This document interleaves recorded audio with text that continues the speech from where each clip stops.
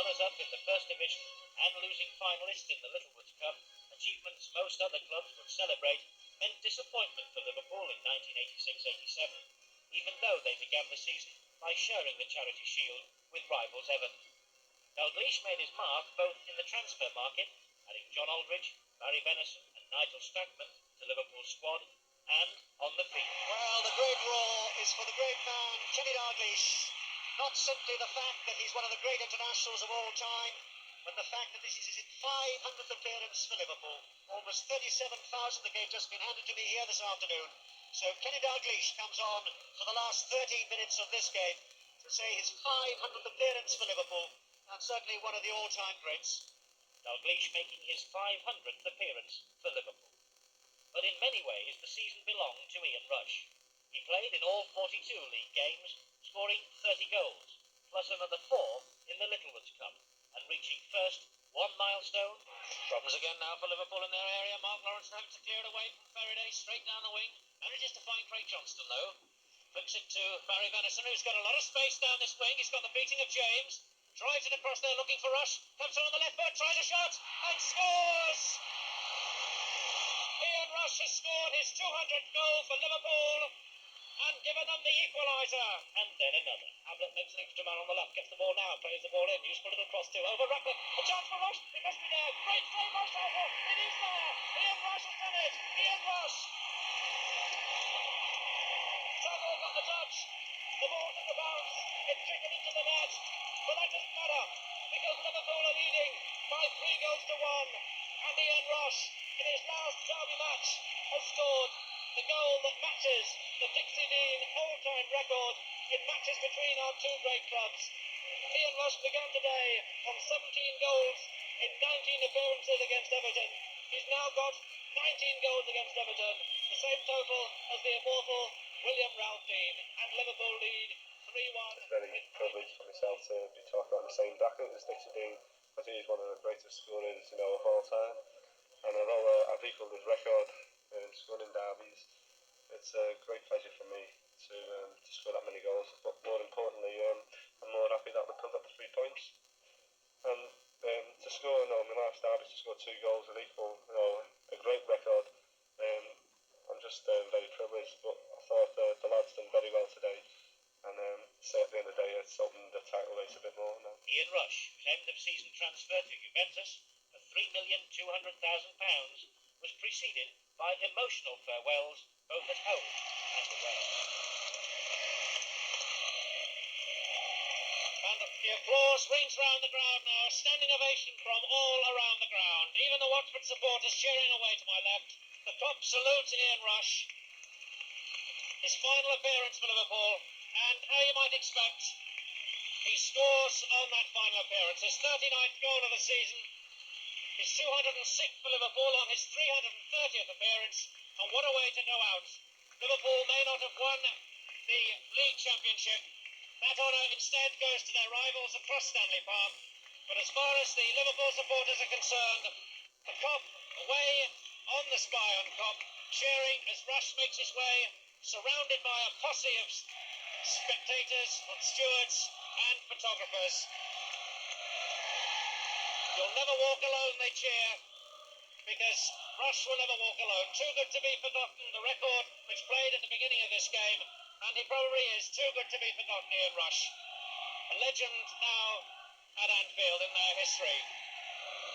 A man who's done so much for the club in its 7 years that he's been here since he signed from Chester, and receiving the full adulation of the crowd and Kop as he walks now in front of that devoted band of supporters.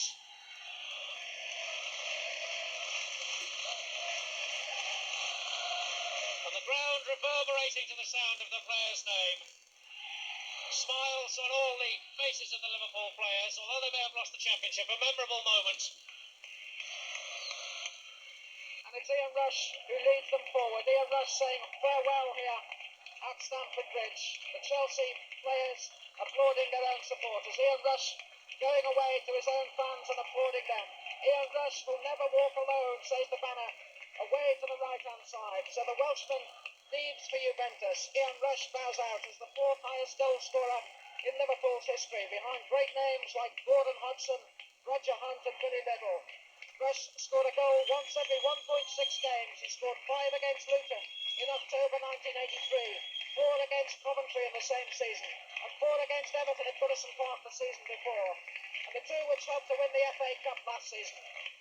Marvellous applause, even from the Chelsea supporters, as Ian Rush bows out of English football, is hugged by a man sitting in a wheelchair, and he waves to the crowd. He won virtually everything in the book: 4 League Championship medals, 3 League Cup winners' medals, 1 FA Cup winners' medal, and 1 European Cup winners' medal, scoring 207 goals in 331 games for Liverpool. English football says goodbye to the present-day Welsh wizard. Arrivederci, Ian Rush. With Rush gone as the all-time costliest British player, Dalglish brought new stars to Anfield. Ray Houghton, John Barnes and Peter Beardsley, whose £1.9 million transfer from Newcastle set a new British domestic record. As 2 of England's international strikers, it was significant that both Barnes and Beardsley chose to move to Liverpool. There's only one club I was going to sign for in England. There always has been. I think that every year Liverpool challenge for big things, and any player, would relish the challenge of coming towards the end of the season and, having something to look forward to, a cup final or a league medal. Thankfully, now I'm a Liverpool player. I'd always wanted to play for Liverpool, and now thankfully I've got the chance. And like I say, Liverpool are a great team, probably one of the best in the world. So why not play for them? At the end of the day, it's okay playing for teams and having nothing to show for it. But hopefully, at the end of my Liverpool career, I'll have a few medals to look back on. John Barnes and Peter Beardsley, nearly £3 million worth of soccer talent. But ironically, it was the man bought to replace Rush who stole the headlines at the start of the 87-88 season. John Aldridge completed a sequence of scoring in 10 consecutive First Division games, the last one in 1986-87 and the first 9 in 87-88. And Liverpool went on to equal the record unbeaten start to a season with a run of 29 games. Liverpool's 17th championship win came with a record of 26 wins in 40 games and only 2 defeats. They scored 87 goals and conceded just 24, as they equalled the record of 90 points. Aldridge topped the First Division goal-scoring list with 26, as Liverpool recorded 4-0 wins over Coventry, Derby, Newcastle, Portsmouth, Queen's Park Rangers and Watford, and a memorable 5-0 victory over Nottingham Forest. A little bustling run comes forward into the Forest danger area, finds Barnes, takes the return off Barnes, puts the ball into the net. Great goal by Liverpool. Ray Houghton working a 1-2 with John Barnes. A cracking goal, 17 minutes gone.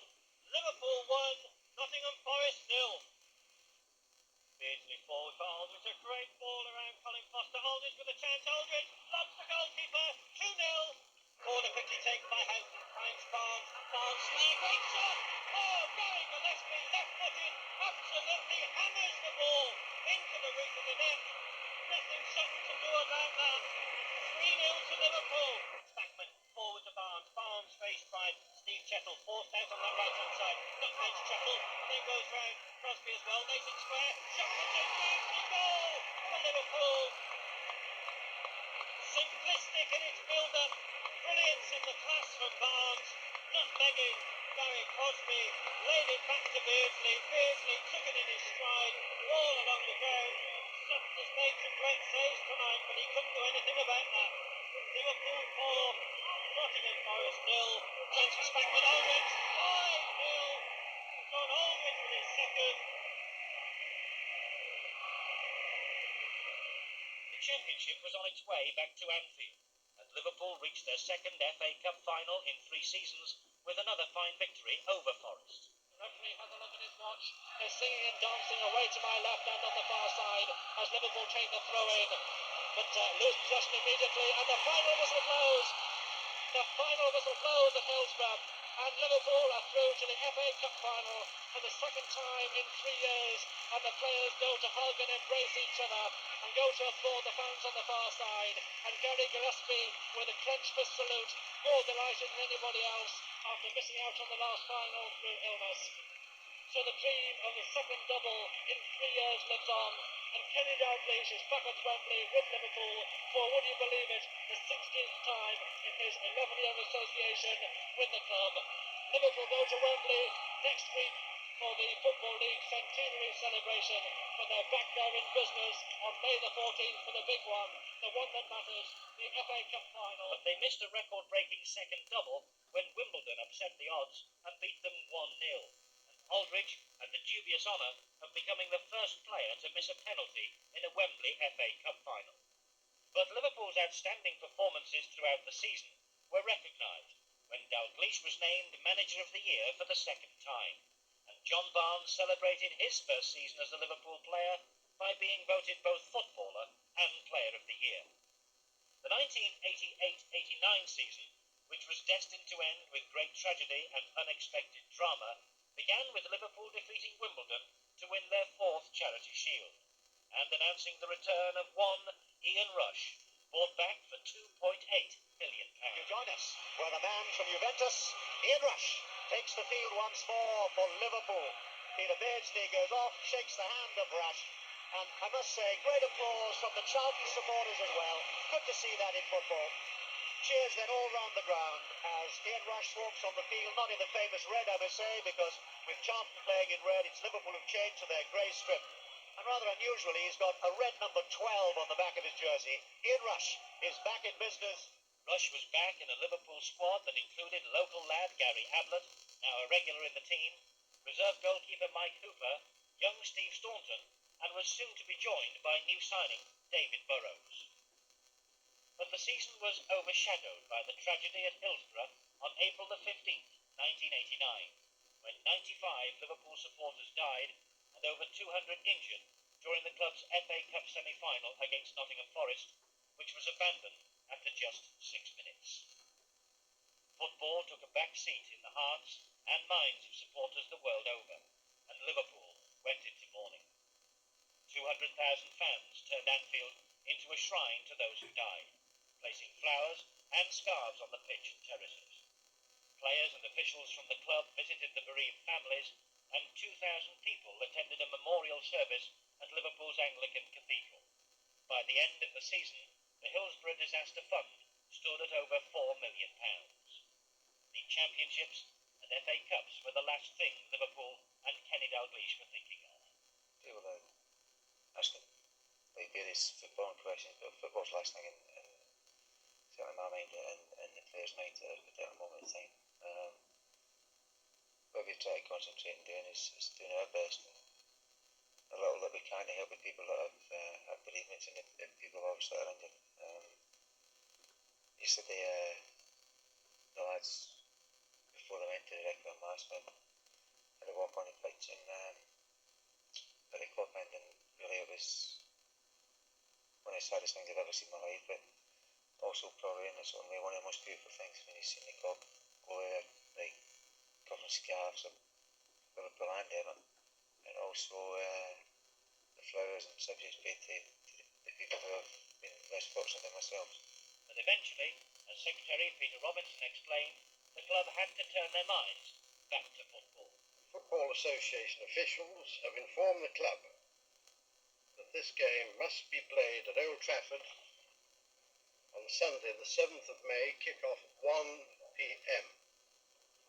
And we are therefore left with no option but to comply with this decision if we are to continue in this season's competition. Liverpool resumed their league programme 18 days after Hillsborough, and appropriately it was in Liverpool against their oldest rivals Everton on an emotional night at Goodison Park when fans of the Blues and the Reds joined in silence to remember those who died.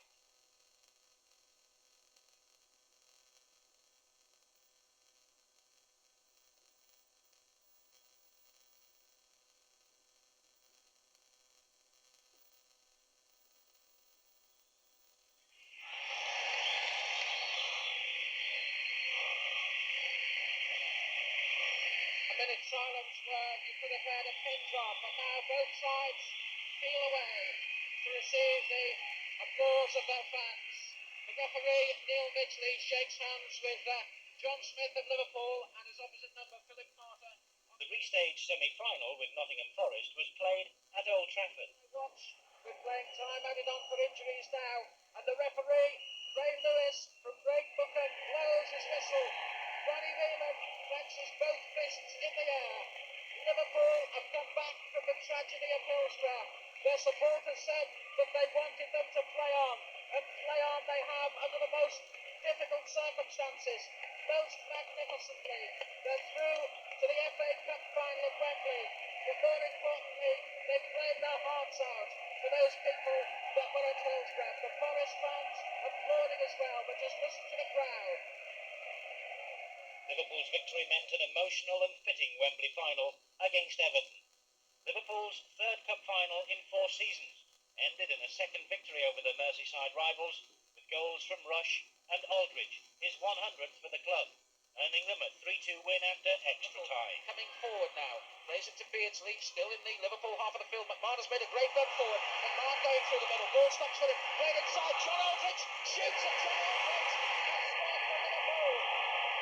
4 minutes gone, Liverpool stirs the trap, and John Aldridge, in his 100th appearance for Liverpool, has scored his 30th goal of the season.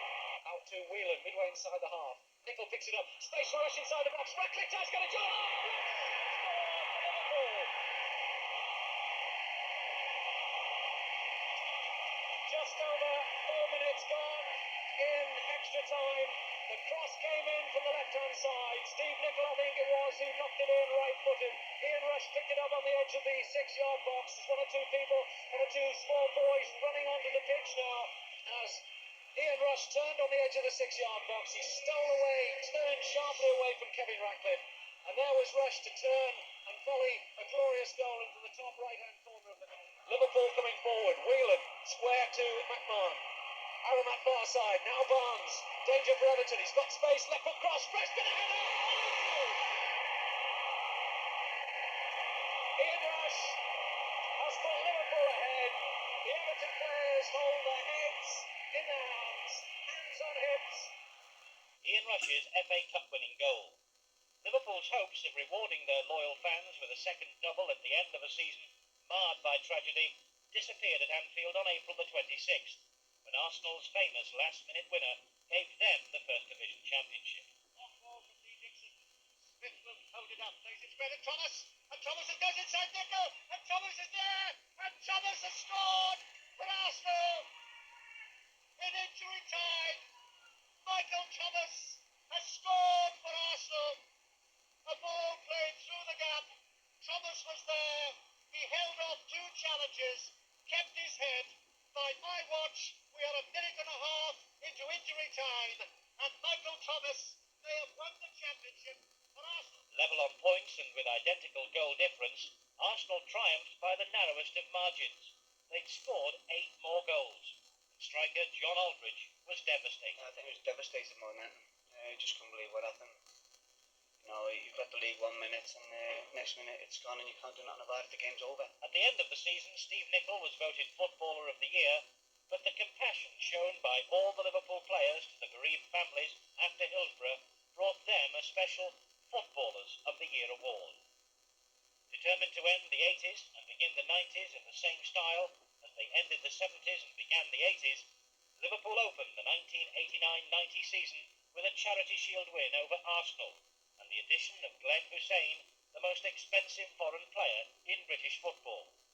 They served due warning of their intentions in September with a sensational 9-0 thrashing of Crystal Palace, which included a penalty from substitute John Aldridge on his last appearance for the club before joining Real Sociedad. Liverpool have got a penalty.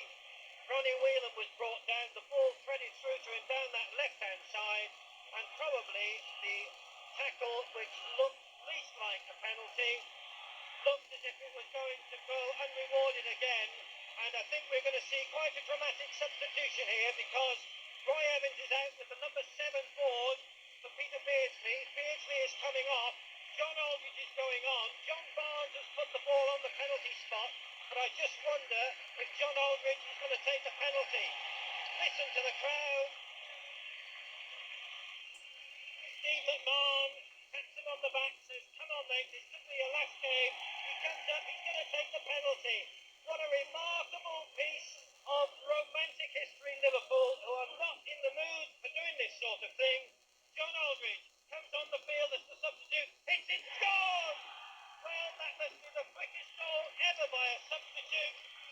Coming on the field, after the penalty had been given, substituted for Peter Beardsley, steps up, takes the penalty, and I wonder if that is Aldridge's last goal for Liverpool. John Aldridge's emotional farewell to Anfield. Before the season was over, a new striker appeared in Liverpool's colours and made a sensational start. Rosenthal back to the far post, Rosenthal with Akala, and he's got a hat-trick on his debut. A night to remember for the Israeli. A move of simplicity. Barnes to Rosenthal, back to Barnes. Barnes jumps up. Rosenthal makes the run to the edge of the six-yard box. A diving header. Barnes didn't know where the ball was going, but Rosenthal did in the back of the net. Liverpool 3, Charlton 0. Ronnie Rosenthal, Liverpool's latest £1 million player. Kenny Dalglish's third championship as a player-manager, Liverpool's 7th in a decade and 18th in total, was confirmed against Queen's Park Rangers. John Barnes against Seaman, runs up left-footed, and Barnes puts it inside David Seaman's left-hand post. The cup rise to the feet, the whole of Anfield are applauding, and that's deserved on Liverpool's second-half performance, where now, 17 minutes into the second half, it's Liverpool 2, Queen's Park Rangers 1. The official celebrations took place a few days later at Anfield, when Dalglish came on as substitute and made what was probably his last appearance